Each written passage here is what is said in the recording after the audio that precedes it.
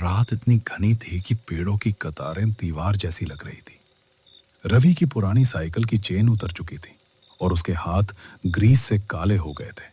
वह हर कुछ कदम पर रुककर जेब से छोटा टॉर्च निकालता, पगडंडी पर रोशनी डालता, फिर बेचैनी से आगे बढ़ता। बस यही बाकी था। आधी रात, जंगल का किनारा और मेरी साइकिल भी अभी जवाब दे गई। चल थोड़ा और साथ दे दे, गांव बस इस रास्ते के बाद ही तो है। उफ, ये चेन फिर पूरी तरह उतर गई। हाथ देखो, पूरे काले हो गए। अगर दिन होता तो 5 मिनट में ठीक कर देता। अभी तो कुछ दिख ही नहीं रहा। टॉर्च भी जैसे मुझसे नाराज है, जलती कम है, झपकती ज्यादा है। उसने साइकिल को एक पत्थर के सहारे टिकाया, झुककर चेन चलाने की कोशिश की, मगर उंगलियां फिसलती रहीं। ग्रीस की गंध मिट्टी की नमी में घुलकर और भारी लग रही थी। अरे अरे, बस बस हो जा। नहीं, फिर उतर गई। कमाल है। शहर से चलते वक्त तो ठीक थी, जंगल देखते ही इसे भी डर लगने लगा। क्या बेवकूफ़ी मत कर रवि, साइकिल है, भूत नहीं। लेकिन रास्ता इतना खाली क्यों है? इस समय भी कभी कभी लकड़ी वाले लौटते दिख जाते हैं। झिंगुरों की आवाज लगातार थी, पर उसके बीच बीच में एक अजीब खालीपन उतर आता, जैसे जंगल खुद सांस रोककर सुन रहा हो। रवि ने अनायास पीछे मुड़कर देखा। वहां केवल अंधेरा था। कोई है? हाँ, बहुत अच्छा। अब मैं खुद से सवाल पूछ रहा हूँ। ठीक है, साइकिल धकेल कर ही निकलता हूँ। यहाँ खड़े रहने से अच्छा है चलते रहो। पगडंडी संकरी थी और सूखे पत्तों से ढकी हुई। टॉर्च की छोटी सी रोशनी बस कुछ कदम तक जाती, फिर अंधेरे में डूब जाती। हर बार रोशनी बंद होने पर रवि को लगता जैसे सामने कुछ था जो उजाला पड़ते ही हट गया। ये रास्ता इतना तंग पहले नहीं था, या मैं गलत मोड़ पर आ गया हूँ? नहीं नहीं, बाईं तरफ बड़ा बरगद आना चाहिए था, लेकिन अभी तक दिखा क्यों नहीं? 1 मिनट, टॉर्च। हाँ, यही पगडंडी है शायद। शायद? बहुत बढ़िया। अब मैं खुद को ही दिलासा दे रहा हूँ। उसने टॉर्च नीचे की। मिट्टी पर पुराने साइकिल के टायर जैसे निशान थे, मगर बहुत धुंधले। उसके अपने कदमों और साइकिल के पहिए की चरमराहट उस सुनसान में जरूरत से ज्यादा तेज सुनाई दे रही थी। कम से कम कोई तो इस रास्ते से गया है, पुराना निशान ही सही। सुनसान जगहों की सबसे बुरी बात पता है, अपनी ही आवाज़ अजनबी लगने लगती है। घर पहुंचकर माँ फिर कहेंगी, रवि देर मत किया कर, और मैं आज कुछ बोल भी नहीं पाऊंगा। दूर कहीं से एक सूखी टहनी टूटने की आवाज आई। रवि ठिठक गया। उसने टॉर्च उस दिशा में घुमाई, पर रोशनी केवल तनों पर फिसलती रही। कुछ भी साफ नहीं दिखा। कौन है वहां? ठीक है, हवा होगी, बस हवा। लेकिन हवा है कहाँ? पत्ते तो हिल भी नहीं रहे। उसके शब्द खुद उसी पर लौट आए।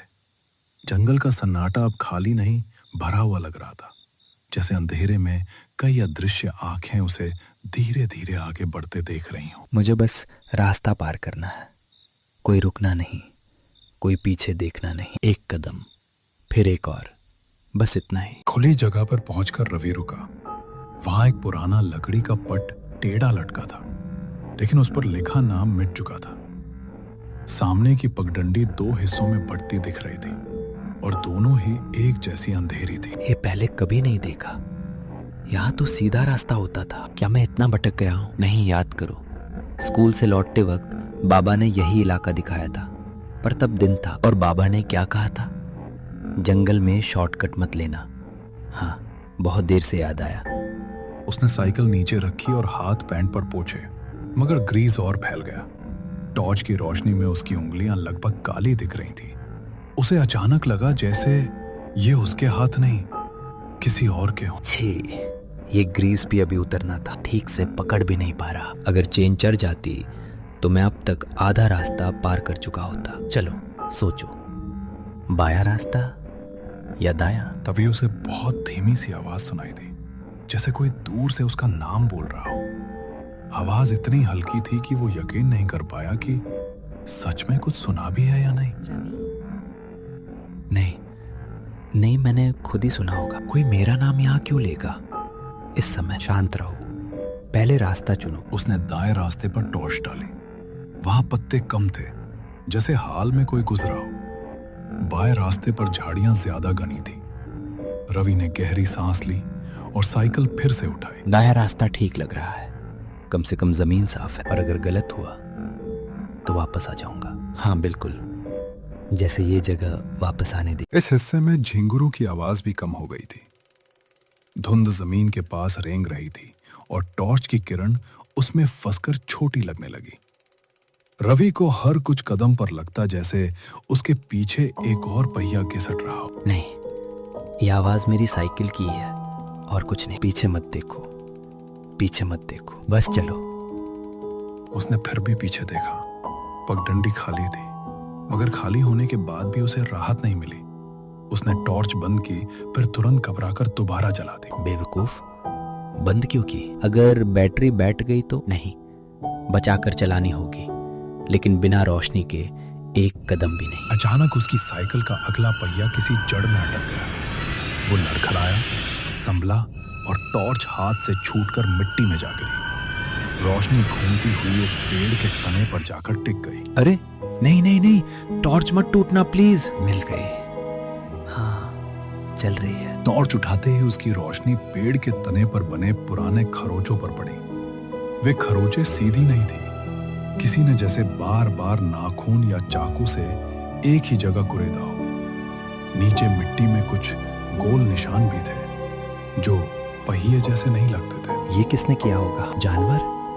नहीं, इतने बराबर निशान नहीं होते। और ये नीचे, ये किस चीज के निशान है? फिर वही धीमी आवाज आई, इस बार साफ, बहुत पास नहीं पर पहले से करीब। किसी ने फुसफुसाकर उसका नाम लिया, रवि।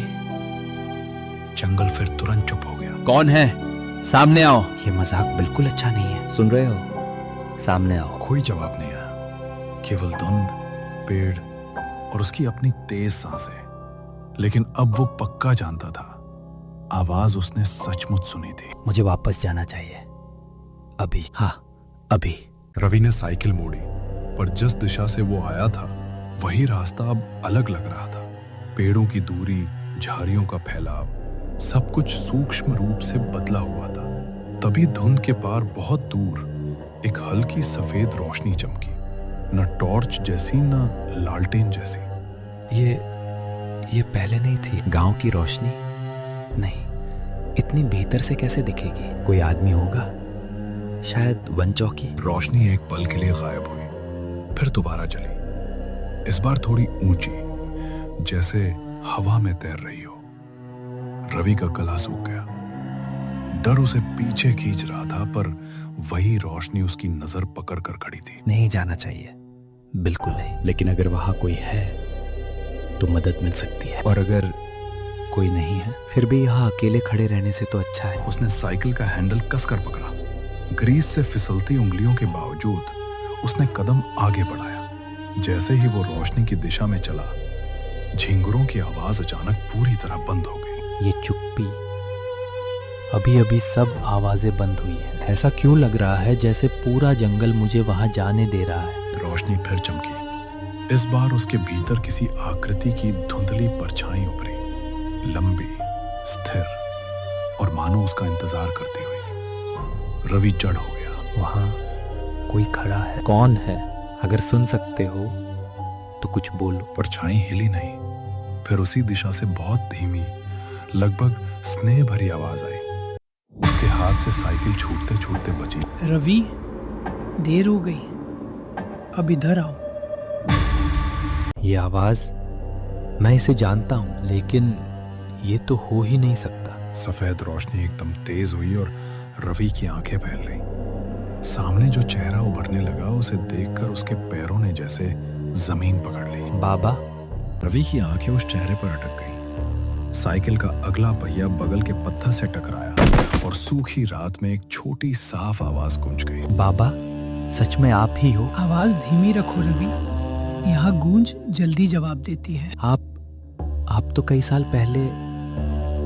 मैं जानता हूँ तुम क्या कहना चाहते हो। पहले इधर आओ, कुएं के पास। नहीं, पहले आप मेरी तरफ देखो, साफ देखो।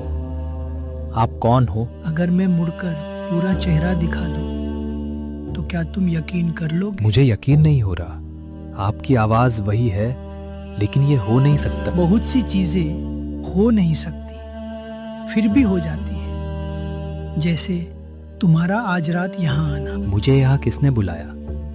वो रोशनी या आप? दोनों एक ही रास्ते के हिस्से हैं। अब समय कम है, अंदर झांको। अंदर क्यों?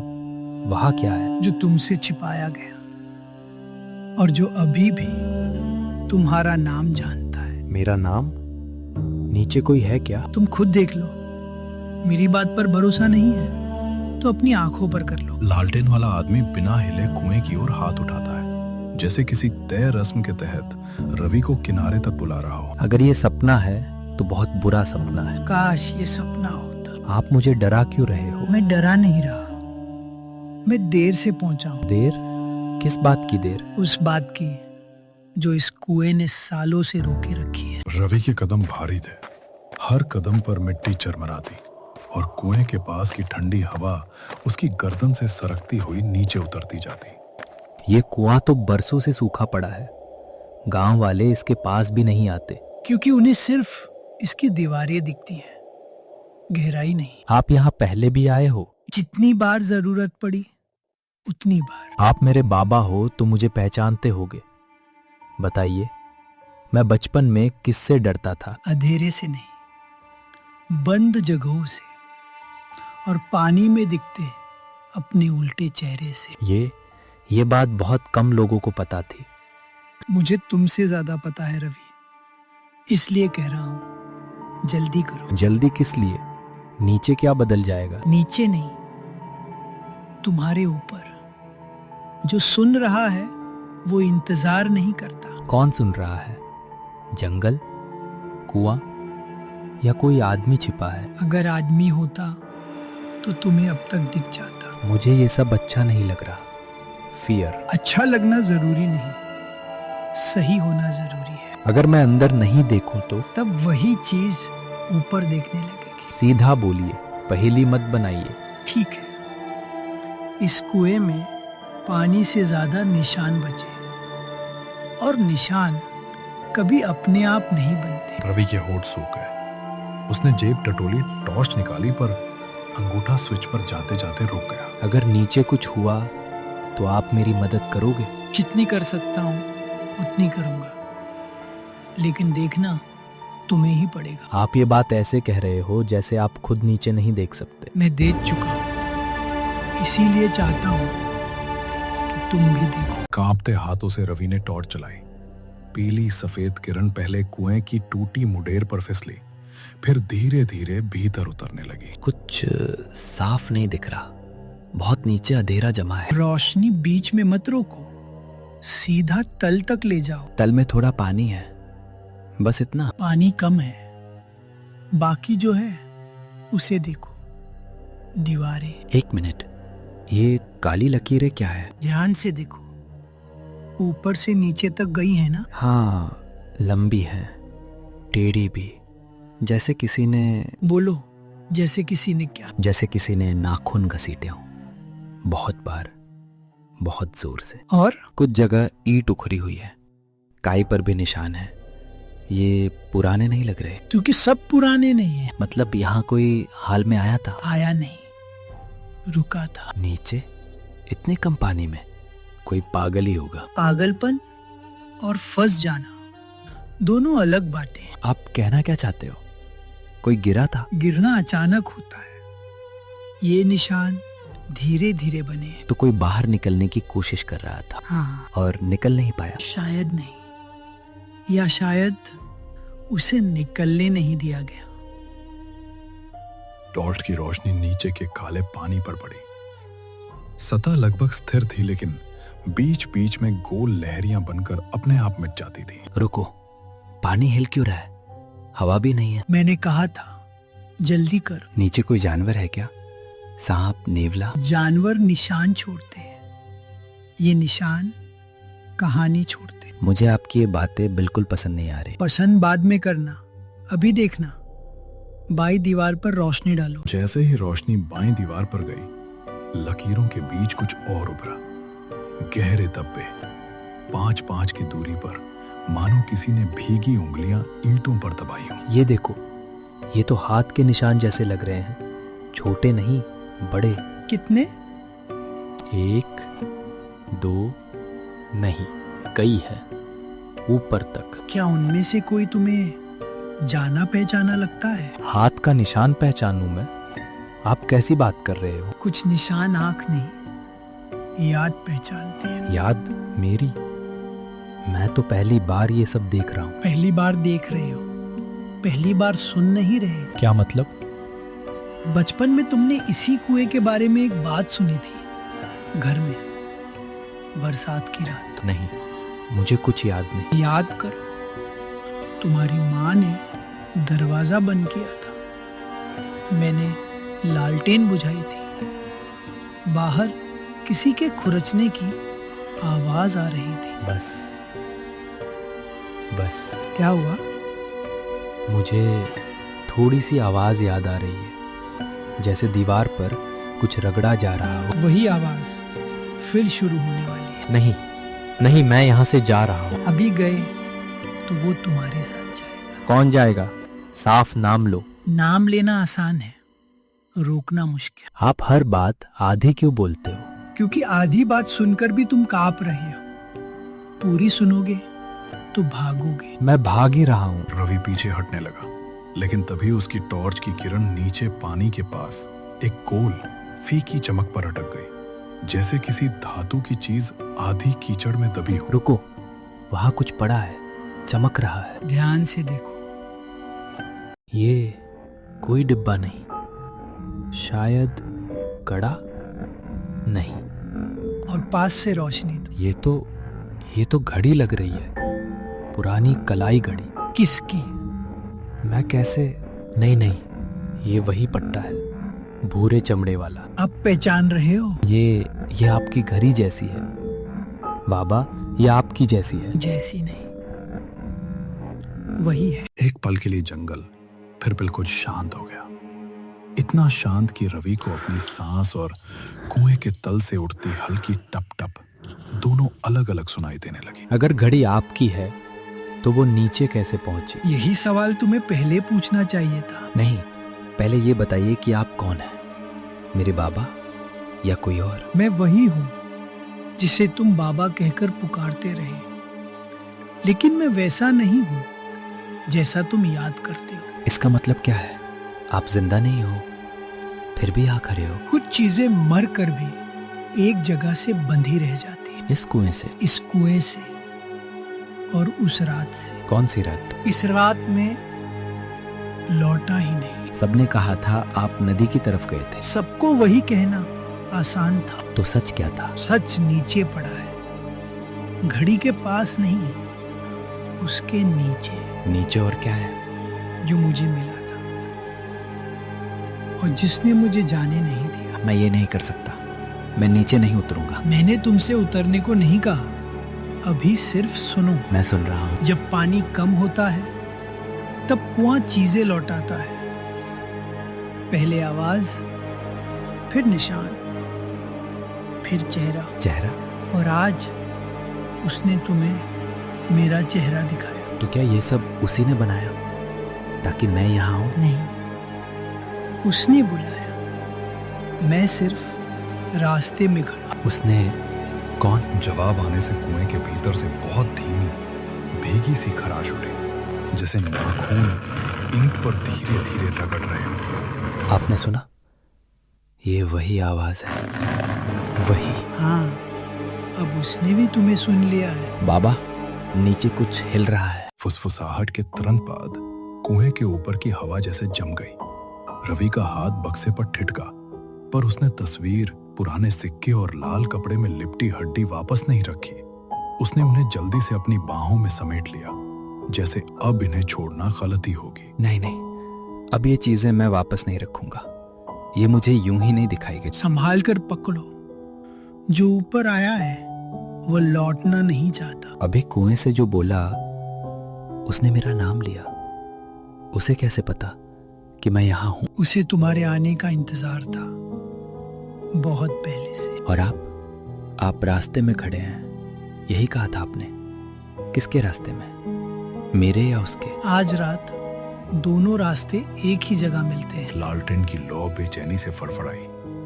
आदमी की उंगलियां हिली तक नहीं, पर रोशनी जैसे उसके भीतर की घबराहट खोल रही थी। आप डरे हुए हैं, अभी तक एक बार भी नहीं हिले, लेकिन लौ सब बता रही है। डर और सावधानी एक जैसे दिखते हैं, फर्क बस इतना है कि सावधानी बोलती कम है। तो फिर साफ साफ बोलिए, ये तस्वीर किसकी है? ये सिक्के क्यों दबाए गए थे? और ये हड्डी? एक एक चीज एक ही कहानी की गांठ है। गांठ खोलोगे तो बदबू भी निकलेगी और सच भी। मुझे बदबू से डर नहीं लगता, झूठ से लगता है। रवि ने तस्वीर को टॉर्च की रोशनी में उठाया। किनारे गल चुके थे, पर चेहरे अभी भी बचे थे, धुंधले, फिर भी जानबूझकर छिपाए गए जैसे। इसमें एक औरत है, उसके पीछे यही कुआं है ना? और ये बच्चा चेहरा खुरचा हुआ क्यों है? क्योंकि किसी ने चाहा था कि बाद में कोई पहचान न पाए। सवाल सही दिशा में जा रहे हैं, बस आवाज धीमी रखो। नीचे जो है वो सुन रहा है। वो तो पहले ही सुन चुका है। उसने कहा, इस बार देर मत करना। इसका मतलब पहले भी कोई देर हुई थी। और उसकी कीमत किसी और ने चुकाई थी। घुटने में तेज दर्द उठने के बाद भी रवि पीछे नहीं हटा। उसने तस्वीर और कपड़ा अपनी बाह में दबाया, सिक्के मुट्ठी में कसे और झाड़ियों के पीछे मिट्टी को टॉर्च से और गौर से टटोलने लगा। यहां सिर्फ बक्सा नहीं दबाया गया था। देखिए, मिट्टी 2 बार खोदी गई है। ऊपर की परत नई है, नीचे की पुरानी। तुम्हारी नजर ठीक जगह जा रही है। मैं इसी का इंतजार कर रहा था। इंतजार? आपने खुद क्यों नहीं देखा? कुछ चीजें अपने खून की आंख से ही दिखती हैं। उधार की रोशनी वहां काम नहीं करती। फिर वही आधी बात, मेरा खून इसमें कहां से आ गया? तस्वीर को पलटो, पीछे पढ़ो। रवि ने कांपते हाथ से तस्वीर पलटी। पीछे नमी से फैली स्याही में कुछ अक्षर बचे थे। उसने टॉर्च को करीब लाकर शब्द जोड़ने की कोशिश की। सावन 14, आगे धुंधला है, नीचे कुएं के पास आखिरी क्या? आखिरी गवाही। गवाही? तो ये कोई पारिवारिक तस्वीर नहीं, सबूत है। हाँ, और सबूत कभी अकेला नहीं दबाया जाता। मतलब यहाँ और भी कुछ है। हाँ, मिट्टी के दाई तरफ जड़ के नीचे देखो। रवि ने झाड़ी की मोटी जड़ हटाने की कोशिश की। कांटों ने उसकी कलाई छील दी, पर जड़ के पास गीली मिट्टी में कपड़े का एक और कोना दिखा, काला, कीचड़ से चिपका हुआ। टॉर्च मत हटाना, जो भी हो आंख मत फेरना। पानी में एक चेहरा बन रहा है। नहीं, ये मेरा नहीं। रवि, ये ऊपर देख रहा है। टॉर्च की रोशनी कांपी, पानी की सतह फूली और कुएं के भीतर से किसी ने बहुत साफ, बहुत पास से फुसफुसाया, रवि, इस बार देर मत करना। धीरे खोलना। अगर धागा साबुत है तो किसी ने इसे जल्दी में नहीं, इरादे से बांधा था। आप ऐसे बोल रहे हैं जैसे आप उस रात थे। मैं उस रात की आवाजों के साथ था, चेहरों के साथ नहीं। ये जवाब नहीं हुआ। फिर भी अभी के लिए यही जवाब है। खोलो। रवि ने काले कपड़े का भीगा धागा तोड़ा। भीतर से मिट्टी लगी चांदी की पायल का आधा टुकड़ा और मोड़े हुए कागज का एक हिस्सा निकला। पायल और कागज। पहले कागज पढ़ो। चीजें बोलने से पहले शब्द बोलते हैं। जिसे नीचे रखा गया उसे ऊपर मत लाना। नीचे रखा गया किसे? इंसान को। आगे पढ़ो। आगे फटा हुआ है, बस इतना दिख रहा है, वरना घर का नाम, फिर कुछ नहीं। घर का नाम मिट जाता, इसलिए नाम बचाने को किसी ने किसी और को मिटा दिया। किस घर की बात कर रहे हैं आप? उसी घर की जहां तुमने बचपन से कुछ कमरों के दरवाजे हमेशा बंद देखे। रवि का सीना तेज चलने लगा। बिखरे हुए टुकड़े अब एक दूसरे से जुड़ने लगे थे। तस्वीर, सिक्के, हड्डी, पायल, अधूरा नोट और घर का नाम। उसे साफ लगने लगा कि ये सब चीजें उसे डराने के लिए नहीं, याद दिलाने के लिए सामने लाई गई हैं। तो ये सब मेरे लिए छोड़ा गया था। किसी ने चाहा कि मैं इन्हें देखूं। हाँ, क्योंकि तुमसे पहले जिसने देखना चाहिए था उसने आंख फेर ली थी। मेरे बाबा? तुम्हारे बाबा ने बहुत देर तक चुप्पी ढोई, पर चुप्पी भी आखिर सड़ने लगती है। उन्होंने मुझसे कभी कुछ नहीं कहा, बस हर सावन इस कुएं के पास आने से रोका। रोकना भी कभी कभी स्वीकार करना होता है, बस उल्टे ढंग से। और इस लाल कपड़े में जो हड्डी है, ये किसकी है? जिसको पूरा दफन भी नहीं किया गया और पूरा याद भी नहीं रखा गया। मतलब हत्या हुई थी। मतलब सच को जमीन में दबाया गया था। नाम तुम खुद चुन लो। कुएं के भीतर से अचानक पानी हिला, जैसे किसी ने नीचे से हथेली मारकर सतह को धक्का दिया हो। रवि और आदमी दोनों की नजर एक साथ अंधेरे मुंह पर टिक गई। फिर वही हलचल, वो ऊपर आना चाहता है। नहीं, वो चाहता है कि नीचे की चीज ऊपर बोली जाए।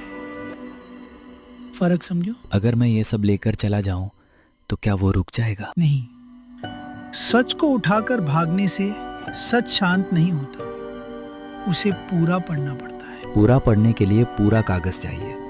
बाकी हिस्सा कहाँ है? या तो बक्से के नीचे या कुएं के पास के पत्थर में। उस रात दोनों जगह हाथ लगे थे। आपने अभी कहा चेहरों के साथ नहीं थे, फिर आपको इतना कैसे पता? क्योंकि कुछ रातें देखने से नहीं, सुनने से हमेशा के लिए भीतर रह जाती हैं। आप उस औरत को जानते थे? तस्वीर वाली को? जानता था। गांव से नाम से नहीं, अब शकुन कहकर बुलाने लगा था। और बच्चा जिसका चेहरा खुरचा गया? वही तो वजह है कि तुम यहाँ खड़े हो। क्या मतलब? मतलब तस्वीर में जो बच्चा था उसका चेहरा इसलिए मिटाया गया कि बाद में कोई तुम्हारे चेहरे से उसे जोड़ न दे। क्या आप कह रहे हैं कि वो बच्चा मैं था? मैं कह रहा हूँ कि तुम्हें अब अपने घर के सच से डरना चाहिए, इस कुएं से कम। अपने घुटने को पकड़कर एक पल रुका, फिर रवि दांत भींचकर झाड़ियों के और भीतर घुसा। अब उसे दर्द से ज्यादा बेचैनी धकेल रही थी। अगर तस्वीर में बच्चा वही था तो यहां दबा सच सिर्फ पुराने अपराध का नहीं, उसकी अपनी पहचान का भी था। उफ, घुटना जवाब दे रहा है, लेकिन मैं अब पीछे नहीं हटूंगा। पीछे हटने का समय पहले था, अब सिर्फ देखना और चुनना बचा है। चुनना? सच खोलोगे तो भर टूटेगा, दबाओगे तो शायद तुम। बड़ी आसानी से कह देते हैं आप, टूटेगा मेरा घर, मेरा नाम। नाम बचाने के लिए ही तो ये सब हुआ था। अब उसी नाम की कीमत सामने है। रवि ने कुएं की बाहरी दीवार के पास पड़ा ढीला पत्थर हिलाया। नीचे कीचड़ भरी दरार में उंगलियां गईं और उसे भीतर कागज जैसा कुछ अटका महसूस हुआ। मिला, यहाँ कुछ फंसा है, भीगा हुआ है। निकालो, पर फाड़ना मत। शब्द आधे रह गए तो रात लंबी हो जाएगी। जैसे अभी छोटी है। अभी रात सुन रही है, बाद में जवाब भी देगी। बहुत सावधानी से खींचने पर कागज का दूसरा टुकड़ा बाहर आया। कीचड़ साफ करते ही उस पर लिखी स्याही की टेढ़ी पंक्तियां रोशनी में कांपी। घर का नाम डूब जाएगा, बच्चे को ऊपर रखो, माँ को नीचे। आगे सुबह तक कोई बोलने न पाए। ये किसने लिखा था? ये आदेश है? आदेश, सलाह, धमकी, जो चाहो कह लो, काम वही हुआ जो लिखा था। बच्चे को ऊपर रखो, माँ को नीचे। नहीं नहीं। अब समझे तस्वीर में चेहरा क्यों खुरचा गया था? तो मुझे बचाया गया था या छिपाया गया था? दोनों। बचाने वाले और छिपाने वाले हमेशा एक नहीं होते। मेरी माँ, क्या उसे इस कुएं में? सवाल पूरा होने से पहले कुएं के भीतर से अचानक वही भीगी खराश तेज होकर उठी। फिर एक लंबी फटी हुई चीख ने रात को बीच से चीर दिया। लालटेन की लौ एकदम नीली पड़ गई। ये चीख, ये ऊपर से नहीं, नीचे पानी के अंदर से आई। देर हो गई। उसने कागज सुन लिया। किसने?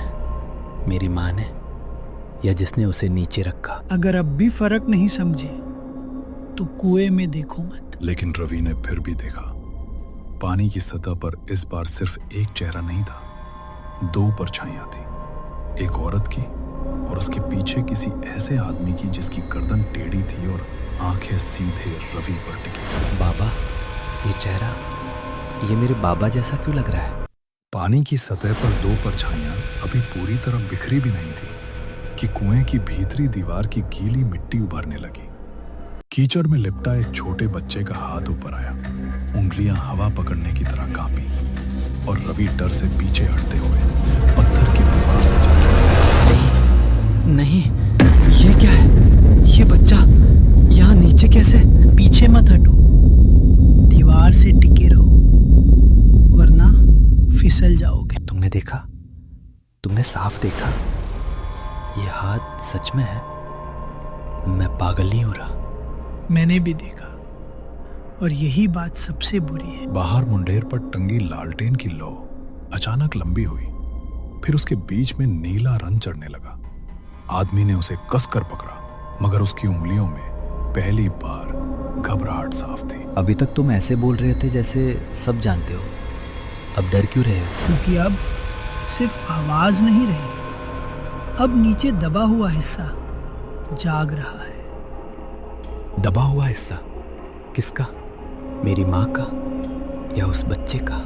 दोनों बातों को अलग मत समझो, यही सब गलती हुई थी। सीधी बात करो, मुझे आधी बातें मत दो। कीचड़ वाला हाथ फिर कांपा। इस बार उसकी उंगलियां मिट्टी पर ऐसे रगड़ी जैसे कोई बहुत समय बाद पहली बार दिशा पहचानने की कोशिश कर रहा हो। कुएं के पानी से वही भीगी खराश फिर उठी। ये हाथ ऊपर आने की कोशिश कर रहा है, इसे कोई रोक रहा है क्या? नहीं। रोक भी रहा है, बुला भी रहा है, यही इस जगह का फंदा है। तुम कौन हो? गांव वाले हो, पहरेदार हो, या इस सब में शामिल थे? आज रात नाम से ज्यादा काम जरूरी है। अगर देर हुई तो तीनों चेहरे ऊपर आ जाएंगे। तीनों? मैंने तो दो परछाइयां देखी थी। तीसरा अभी मिट्टी में है। रवि ने आंखें कसकर बंद की, पर यादें और साफ होने लगी। डायरी के अधूरे वाक्य, पुराने फोटो में माँ की गोद के पास खड़ा धुंधला बच्चा और लाल कपड़े में लिपटी वो हड्डी जिसे उसने अब तक सिर्फ डर की चीज समझा था। डायरी में लिखा था, जिसे नाम नहीं मिला उसे रास्ता नहीं मिला। आगे का पन्ना फटा था। और फोटो में ध्यान से याद करो, माँ के पीछे एक बच्चा था, चेहरा धुंधला, लेकिन कपड़ा, हाँ, उसके गले में भी लाल धागा था। वही धागा बाद में कपड़ा बना, और कपड़े में जो बांधा गया वो सिर्फ हड्डी नहीं थी। तो फिर क्या था? पहचान, अधूरी रस्म, किसी को नाम देकर विदा करने की आखिरी कोशिश। मतलब शरीर यहाँ दबा था और हड्डी अलग रखी गई, ऐसा क्यों? क्योंकि जिस मौत को छिपाना हो उसके दो हिस्से किए जाते हैं, एक मिट्टी को, एक डर को। रवि के चेहरे पर समझ का पहला भयानक आकार बना। उसने नीचे कांपते हाथ को देखा, फिर अपने मन में लाल कपड़े में लिपटी हड्डी की आकृति को। दोनों एक ही कहानी के टूटे हुए टुकड़े लगने लगे। बच्चा यहीं दबाया गया था, और जो हड्डी मुझे मिली वो उसकी पहचान बचाने के लिए छिपाई गई थी, या रस्म पूरी करने के लिए। हाँ, बिना पहचान, बिना अंतिम बोल, बिना मान के दबा शरीर शांत नहीं होता। पर मेरी माँ का इससे क्या रिश्ता? वो उस बच्चे के साथ थी, उसने उसे बचाने की कोशिश की थी। तुम्हारी माँ ने छिपाया नहीं था, उसने जो बचाया जा सकता था उसे अलग रखा। हड्डी? हाँ, ताकि एक दिन कोई लौटे, पहचान करे, और जो अधूरा छोड़ा गया उसे पूरा करे। कोई लौटे मतलब मैं? इसलिए तुम्हें कागज मिला, इसलिए तुम्हें फोटो मिली, इसलिए ये कुआं आज तुम्हें जवाब दे रहा है। नीचे कीचड़ वाला हाथ अब थोड़ा और बाहर आ गया था। कलाई तक मिट्टी फटी हुई थी, लेकिन हाथ किसी जीवित बच्चे का नहीं, किसी भूली हुई पुकार का लगता था। अगर ये बच्चा है तो टेढ़ी गर्दन वाला आदमी कौन है? जिसने उसे नीचे रखा। और औरत? जिसने आखिरी पल में उसे अकेला नहीं छोड़ा। मेरी माँ? शायद, या वो औरत जिसे तुम्हारी माँ ने बाद में अपने शब्दों में छिपा दिया। रात अब सिर्फ डरावनी नहीं रही, वो जैसे जवाब मांग रही थी। कुएं के भीतर से पानी के नीचे कुछ भारी सरका और मिट्टी की परत से छोटे छोटे ढेले टूटकर पानी में गिरने लगे। तुमने पहले क्यों नहीं बताया कि यहाँ बच्चा दबा है? क्योंकि सुनने वाला तैयार न हो तो सच भी हमला बन जाता। और अब मैं तैयार हूँ। नहीं, बस अब समय नहीं बचा। साफ बोलो, मुझे क्या करना है? लाल कपड़े में जो हड्डी है उसे यहाँ लाना होगा, पहचान को शरीर के पास, तभी रास्ता खुलेगा। और अगर ना लाया? तो जो नीचे है वो पहचान खुद चुन लेगा। अक्सर वो सबसे नजदीकी खून को चुनता है। मतलब मुझे? या तुम्हारी माँ की बची हुई स्मृति को। मेरी माँ जिंदा है या नहीं, बस यही बता दो। इस सवाल का जवाब भी उसी रस्म में बंद है। रवि ने मुंडेर पकड़ ली। उसकी उंगलियां ठंडे पत्थर पर जमी रही। नीचे पानी में अब 2 नहीं 3 हलचलें थी। एक औरत की लहराती आकृति, एक टेढ़ी गर्दन का अंधेरा और मिट्टी से बाहर आता छोटा हाथ। अगर हड्डी पहचान है तो बाकी शरीर यहाँ क्यों छोड़ा गया? किसने किया ये? गांव ने सच को बांट दिया था। जिसने मारा उसने शरीर छिपाया, जिसने पछताया उसने पहचान बचाई। गांव? मेरे घर वाले भी जानते थे? कुछ जानते थे, कुछ अंदाजा लगाते थे, कुछ चुप रहे। चुप रहने वाले भी हिस्सा बन जाते हैं। बाबा, क्या वो टेढ़ी गर्दन वाला वही है? चेहरा मिलता है, पाप भी, पर पानी जो दिखाता है वो हमेशा सीधा सच नहीं होता। ये जवाब नहीं है। आज रात पूरे जवाब नहीं मिलेंगे। आज सिर्फ इतना मिलेगा कि किसे मुक्त करना है और किस कीमत पर। कीमत? कैसी कीमत? जो बचाया गया था उसे सामने लाना, जो छिपाया गया था उसका नाम लेना, और जो अपना है उसे भी खोने की तैयारी रखना। लालटेन की लौ एक पल के लिए इतनी नीली हुई कि कुएं के भीतर का कीचड़ तक ठंडा चमकने लगा। उसी रोशनी में रवि ने देखा बच्चे की हथेली खुली थी, जैसे वो कुछ मांग रही हो। ये मुझसे क्या चाहता है? नाम।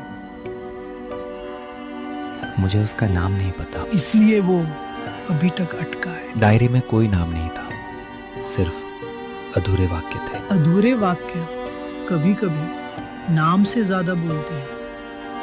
याद करो, आखिरी पन्ने के पीछे क्या था? पीछे एक दाग था, जैसे किसी छोटे हाथ की मिट्टी लगी हो। और उसके नीचे एक अक्षर, शायद मुंह या मुंह, मैं पक्का नहीं कह सकता। नीचे की मिट्टी फिर फटी।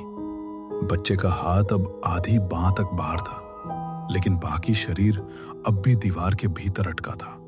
पानी की सतह पर औरत की परछाई उस हाथ के पास ठहरती, फिर टेढ़ी गर्दन वाला अंधेरा उसे पीछे खींच लेता। वो औरत उसे बचाने की कोशिश कर रही है अभी भी। इसलिए ये जगह टूटी नहीं, अटकी हुई है। एक ने दबाया, एक ने छोड़ा नहीं। अगर मैं हड्डी लाकर नाम बोल दूं तो क्या बच्चा मुक्त हो जाएगा? शायद, अगर नाम सही हुआ, और अगर जिसने रोका है वो तुम्हें स्वीकार करे। और अगर गलत हुआ तो वो तुम्हारी आवाज पकड़ लेगा। फिर जो भी नाम तुम पुकारोगे वही नीचे उतर जाएगा। ये खेल नहीं है। मैंने कब कहा खेल है? हवा ने लालटेन को झटका दिया। नीली लौ लहराई और एक क्षण के लिए आदमी का चेहरा पूरी तरह उजला। रवि ने देखा उसके गले के दाहिने ओर पुराना टेढ़ा निशान था, जैसे कभी गर्दन पूरी तरह मुड़ी हो। भैरो, तुम्हारी गर्दन पर यह निशान? अभी नीचे देखो। नहीं, अब तुम मेरी तरफ देखो। पानी में जो आदमी था उसकी गर्दन भी ऐसी ही टेढ़ी थी। तुम कौन हो? जो बचा रह गया वही पहरा देता है। इसका मतलब क्या है? तुम उस रात वहां थे? मैं वहां था, पर किस तरफ था यही बात मुझे भी हर रात पूछनी पड़ती है। तुमने बच्चे को दबाया मैंने हाथ नहीं लगाया, लेकिन मैंने रोका भी नहीं। तो तुम भी दोषी हो। इसलिए मैं यहाँ खड़ा हूं, इसलिए लौ नीली पड़ती है, इसलिए ये कुआं मुझे जाने नहीं देता। रवि कुछ बोल पाता उससे पहले नीचे से कीचड़ वाला हाथ झटके से ऊपर उठा। उंगलियों के बीच कुछ फंसा था, लाल कपड़े का एक छोटा सड़ा हुआ रेशा, वही रंग जो हड्डी पर लिपटे कपड़े का था। वही कपड़ा तो सच में दोनों एक ही है। शरीर यहाँ, पहचान मेरे पास। अब तुम समझ गए, और समझते ही समय कम हो गया। क्यों? क्योंकि उसने तुम्हें पहचान लिया। किसने? बच्चा जो उसे नाम लेने नहीं देना चाहता। पानी की सतह अचानक उबलती हुई लगी। औरत की परछाई पीछे धकेली गई। टेढ़ी गर्दन वाला अंधेरा फैलकर पूरा घेरा बनने लगा, जैसे वो कुएं की दीवारों से बाहर चढ़ना चाहता हो। ये ऊपर आ रहा है, अब क्या करें? अभी भागो नहीं, अगर भागे तो ये तुम्हारे साथ घर जाएगा, और अगर रुका तो अभी यही फैसला होगा। किस बात का फैसला? किसे मुक्ति मिलेगी और किसे उसकी कीमत चुकानी पड़ेगी। उसी पल नीचे से एक पतली बच्चे जैसी आवाज निकली, न पूरी न साफ, बस एक टूटा हुआ अक्षर। रवि के होंठ अपने आप खुल गए, जैसे उसके भीतर कहीं वही अधूरा नाम जाग उठा। कौन है? सामने आओ। रवि की आवाज कुएं की गोल दीवारों से टकराकर लौटती है। पीछे कोई बच्चा नहीं, केवल कांपती लौ, ठंडी हवा और लालटेन वाले आदमी का स्थिर चेहरा है। अभी मेरे पीछे किसने फुसफुसाया? तुमने सुना था ना? सुना, पर आवाज पीछे से नहीं आई थी, वो तुम्हारे पास से आई थी। मेरे पास से? इसका क्या मतलब है? मतलब ये कि वह नाम बाहर नहीं, तुम्हारी याद के किनारे अटका है। कोई उसे दबा रहा है। मैंने हड्डियां निकाल कर दफना दी, फिर भी ये खत्म क्यों नहीं हुआ? क्योंकि मिट्टी शरीर को ढकती है, सच को नहीं। यहाँ जो अटका है वह मौत नहीं, छिपाई गई मौत है। कुएं का पानी एक पल को शांत पड़ता है, जैसे नीचे कुछ सुन रहा हो। फिर सतह पर छोटे छोटे बुलबुले उठते हैं और फूट जाते हैं। तो अब क्या करना होगा? साफ साफ बोलो। जिसने छिपाया उसका अपराध बोलना होगा। बिना शब्द के मुक्ति नहीं मिलेगी। लेकिन वो आदमी तो मर चुका है, फिर बोलेगा कौन? जो लिखा गया था वही बोलेगा। तुम झोपड़ी लौटो, डायरी पूरी नहीं थी। तुम्हें कैसे पता? क्योंकि कुछ सच हमेशा आखिरी पन्ने के पीछे छिपाए जाते हैं। जल्दी जाओ, ये घेरा ज्यादा देर रुका नहीं रहेगा। और तुम? मैं इसे यही बांधे रखूंगा, लेकिन याद रखना, जो पढ़ोगे उसे जोर से कहना होगा। रवि एक बार फिर अंधेरे में झांकता है। कोई चेहरा नहीं दिखता, फिर भी उसे लगता है जैसे कोई छोटा हाथ मदद के लिए अब भी उठा हुआ है। वो मुड़ता है और झोपड़ी की ओर दौड़ पड़ता है। झोपड़ी के भीतर हवा और भी भारी है। बाहर से आती लालटेन की झिलमिल रोशनी टूटी खिड़की से फर्श पर लंबी धारियों की तरह गिर रही है। यही डायरी थी, यही तक पढ़ी थी मैंने। आगे क्या छूट गया? पन्ने चिपके हुए हैं। धत, खुलो खुलो। उसके हाथ कांप रहे हैं। पुराने कागज नमी से मुलायम हो चुके हैं। कुछ पन्नों के कोने आपस में ऐसे चिपके हैं जैसे बरसों से किसी ने उन्हें छुआ ही ना हो। ये लिखावट, आखिरी तारीख नहीं, इसके बाद भी कुछ है। वो डायरी की जिल्द को उंगलियों से दबाता है। अंदर कहीं एक असमान मोटाई महसूस होती है, जैसे पीछे की तरफ कुछ अलग से फंसाया गया हो। रुको, यहाँ कुछ ढीला है। वो सावधानी से पिछला कवर मोड़ता है। भीतर से एक तय किया हुआ पतला कागज निकलता है, किनारे से पीला, बीच में उंगलियों के पुराने दाग लिए हुए। यही है, यही छिपाया गया था। मिला, जल्दी पढ़ो, वो फिर उठ रहा है। मिला है, मैं पढ़ रहा हूँ। रवि कागज खोलता है। तह खुलते ही सूखी धूल की महीन परत हवा में तैरती है। कांपते अक्षरों में लिखी पंक्तियां टेढ़ी मेढ़ी हैं, जैसे लिखने वाला हर शब्द से डर रहा था। मैं जोर से पढ़ूंगा, जो भी इसमें है आज छिपा नहीं रहेगा। जैसे ही पहला शब्द उसके होठों पर आता है, झोपड़ी की लौ एकदम छोटी होकर फिर लंबी हो जाती है। बाहर से मिट्टी खिसकने की आवाज आती है। अगर कोई ये पढ़े तो समझे कि मैं पाप छिपाकर जीता रहा। मैंने सबको कहा कि लड़का खो गया, पर वो खोया नहीं था। उस रात वो फिर कुएं के पास चला गया था। मैंने उसे मना किया था। मैं गुस्से में था, बहुत गुस्से में। उसने मेरी बात नहीं मानी तो मैंने उसे जोर से पकड़ा। रवि पढ़ते पढ़ते रुकता है। उसके गले में शब्द अटकते हैं, लेकिन बाहर से अचानक आई बच्चे जैसी कराह उसे आगे बोलने पर मजबूर कर देती है। उसने छूटने की कोशिश की। मैंने धक्का दिया, बस एक धक्का। वो पीछे गिरा, उसका सिर पत्थर से टकराया। आवाज आज तक कान में है। वो वहीं शांत हो गया। मैं समझ गया था कि वो मर चुका है। मैंने मदद नहीं बुलाई। मैं डर गया था, लोग मुझे मार डालते या जेल भेज देते। मैंने रात में उसका शरीर छिपा दिया।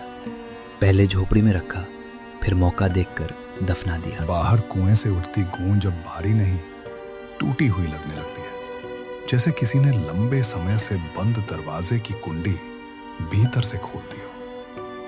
मैं उसका नाम लिख नहीं पा रहा। हर बार हाथ कांपता है, पर वो मुझे सोने नहीं देता। अगर ये कागज मिले तो उसे मिट्टी दो, और सच भी, नहीं तो वो मुझे भी नहीं छोड़ेगा। मैं उसका बाप था और उसी ने मुझसे सबसे ज्यादा डर कर आखिरी सांस ली। आखिरी पंक्ति पढ़ते ही झोपड़ी की दीवार पर पड़ी परछाई सिकुड़ती है। बाहर से एक लंबी भीगी सांस जैसी ध्वनि आती है, फिर अचानक सन्नाटा फैल जाता है। हे भगवान, उसने अपने ही बेटे को। पूरा पढ़ो, कुछ भी रोको मत।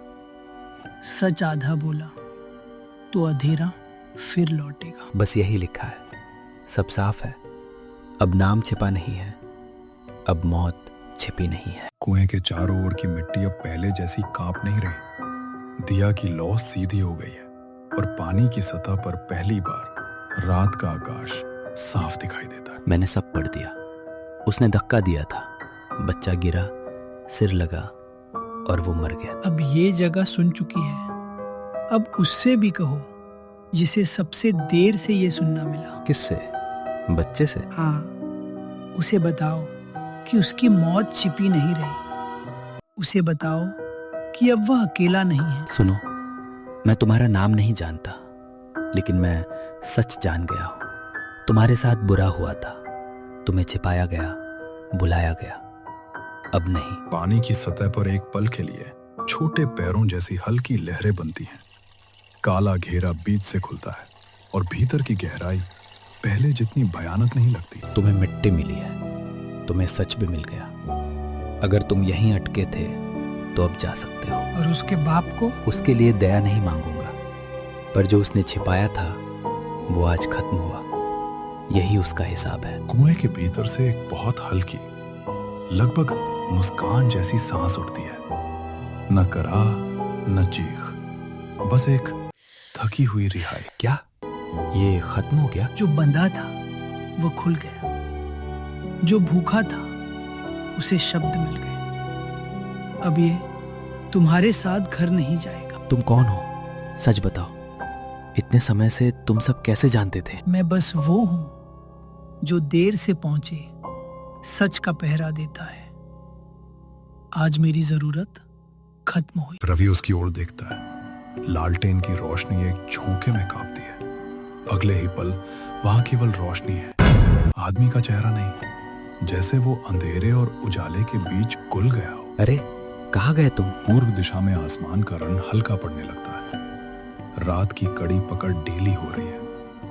कुएं के पास रखा छोटा दिया बुझता नहीं, बल्कि सुबह की पहली रेखा में शांत चमकता है। बस अब उजाला हो जाए, इतना काफी है। कहते हैं कुछ कहानियां खत्म नहीं होती, वे सिर्फ अगले श्रोता का इंतजार करती हैं। अगर आप ऐसी ही रहस्यमयी और डरावनी कहानियां सुनना पसंद करते हैं तो हमारे चैनल को सब्सक्राइब करें और बेल आइकन दबाना न भूलें। हो सकता है अगली कहानी आपका इंतजार कर रही हो।